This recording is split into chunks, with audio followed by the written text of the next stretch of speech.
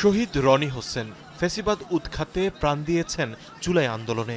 ১৯ জুলাই মোহাম্মদপুর আল্লাহ করিম মসজিদের সামনে পুলিশের গুলি রনির বুক ফুটো করে বের হয়ে যায়। সেই শোক থেকে এখনো বের হতে পারেনি তার পরিবার।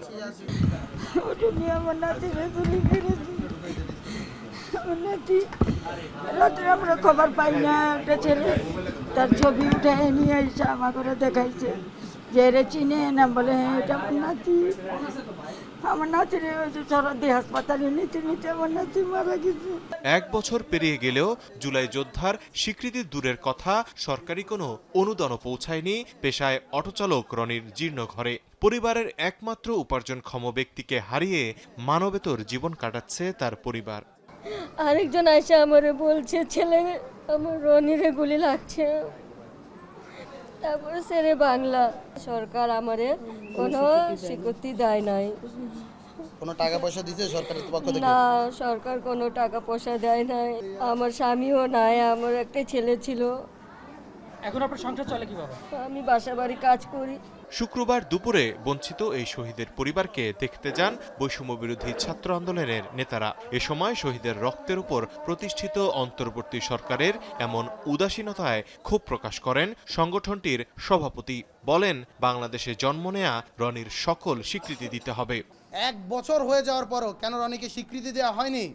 তার ফ্যামিলির কাছে গভর্নমেন্টের পক্ষ থেকে কেউ কোনো প্রকার আশার প্রয়োজন বোধ করেনি। এর জবাবটা ইন্টারিমকে দিতে হবে, সবাইকে দিতে হবে। আমরা স্পষ্টভাবে বলতে চাই, অবিলম্বে শহীদ রনির মায়ের কান্না, তার দাদির কান্না, তার বোনের কান্না আমরা দেখতে পাচ্ছি। এই আর এক ফোঁটা কান্না যাতে না ঝরে, ইন্টারিম অবিলম্বে এই ব্যবস্থাটা গ্রহণ করুক।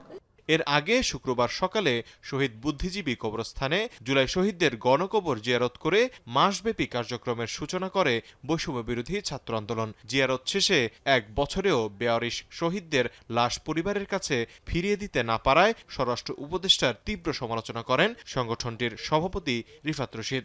আমরা অবিলম্বে স্বরাষ্ট্র উপদেষ্টার সাথে দেখা করব এবং তাকে আমরা স্পষ্টভাবে প্রশ্ন করব, একজন সুস্থ স্বাভাবিক মানুষ, আপনি তো স্বরাষ্ট্র উপদেষ্টা, আপনার তো এটা দায়িত্ব, একজন সুস্থ স্বাভাবিক মানুষ বা এবং পুলিশের ডিএমপি কমিশনার সহ গিয়ে পুলিশের আইজিপির সাথে আমরা কথা বলবো।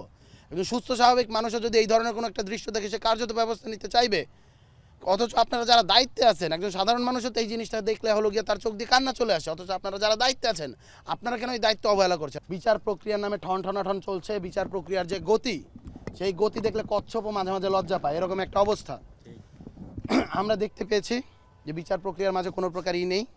রাজনৈতিক দলগুলোর ছত্রছায়ায় আওয়ামী লীগ আবার পুনর্বাসিত হচ্ছে। এই ধরনের কার্যক্রমকে আমরা তীব্রভাবে নিন্দা জানাচ্ছি এবং বলতে চাচ্ছি, কালসাপ যতই কিনা সুন্দরভাবে সাজুক, যতই নতুন রূপ ধারণ করুক, কালসাপের নেচার, সে ফনা তুলবে, সে ছোবল দেবে। গণঅভ্যুত্থানের বর্ষপূর্তি উপলক্ষে শহীদ পরিবার ও আহতদের সাথে সাক্ষাৎ সহ মাসব্যাপী কর্মসূচি হাতে নিয়েছে জুলাই আন্দোলনে নেতৃত্ব দেওয়া সংগঠনটি। তৌহিদুল তারেক, এখন, ঢাকা।